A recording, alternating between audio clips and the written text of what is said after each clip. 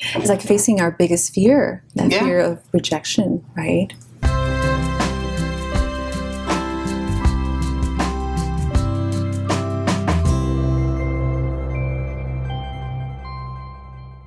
So when you think about new relationships and how scary they can be and all the things that go into them, will he like me? Will his parents like me? Will his friends like me? All the what ifs. It's amazing we ever get through them. So how can someone in a new relationship slow down, calm down, and really appreciate the courtship that's going on? It's hard, isn't it? It's hard. I mean, there's nothing more anxious in a way than trying to find a mate and being out there dating. It's everything about, am I good enough? Is anybody going to like me? Am I ever going to be with somebody and not be alone because I feel so alone, and all the comparison to other people?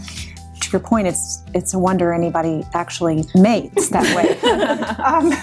That said, one of the things that I talk to people about when we talk about anxiety is to think about anxiety as simply a message that you care. That this means you care about finding somebody. So instead of thinking about, do I measure up? What if you think instead about connecting? Do I care about meeting you? Do I care about meeting you? And how do I really feel when I'm with you? I think we can get really numb to all of our feelings, so wrapped up in anxiety.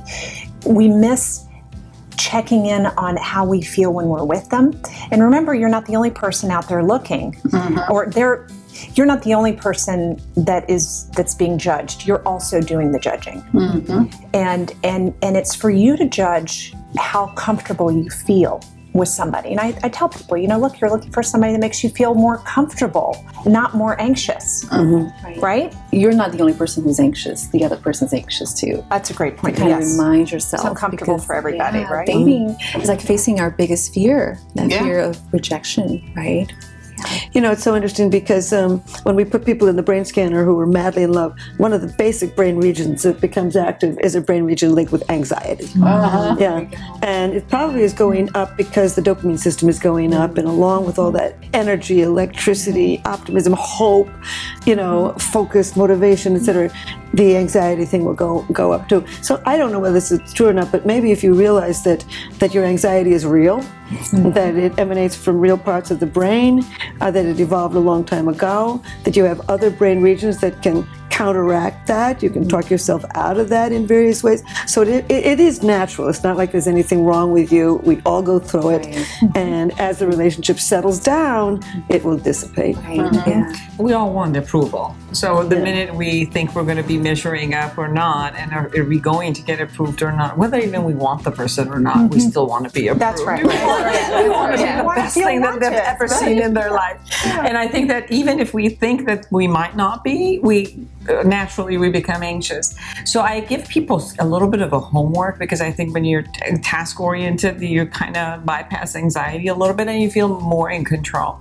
One of the homework that I give people, and they don't like me for it, but I think when they actually do it, it really works for them, is that I ask them to write 100 items about what the new relationship should be, so that they put themselves in that task of writing it. And I say, the first 5 or 10 is something that you've always knew is the cliche things. We all say we want honesty, so there's a certain cliche things we all want. And then, the next 20 is things we've learned from our past relationships or family and parents. And then the rest of it, you have to go search. You have to go look at the novels. You have to go look at books. You have to go search in the community and see, I like that one. I like this one. And put it in there. And then the key is, first of all, if you wrote 100, you say you want it, you have to do it yourself. So it's not like so you build up your skills. But then when you go onto a date, you have some criteria about what you're assessing and what to look for, and what to even look for as a feeling. I like how you put it, might be a couple of different types of anxiety. The anxiety that this is new, this is fun, and now your brain is kind of producing all of these chemicals to drive you to mate, right? But then the other one might be that based on that fear of rejection, and this could be that template from previous relationships and going back to your family of origin too, where I didn't feel loved, that I wasn't good enough. So kind of paying attention to that and kind of train your brain, rewire your brain to say, I have something to offer here. this person can benefit from having me here. I bring value. I am lovable. So it's really important to kind of pay attention to that. So I love this. This is a great discussion today. It sounds like what we're telling everybody is anxiety is both normal, right? There's some red flags that come with it. If your anxiety is really getting you upset, it's time to seek out some help from a professional. These fine people can help you for sure. And use it to your benefit. Listen to what's being told to you, and that will motivate you to find the biggest prize of your life.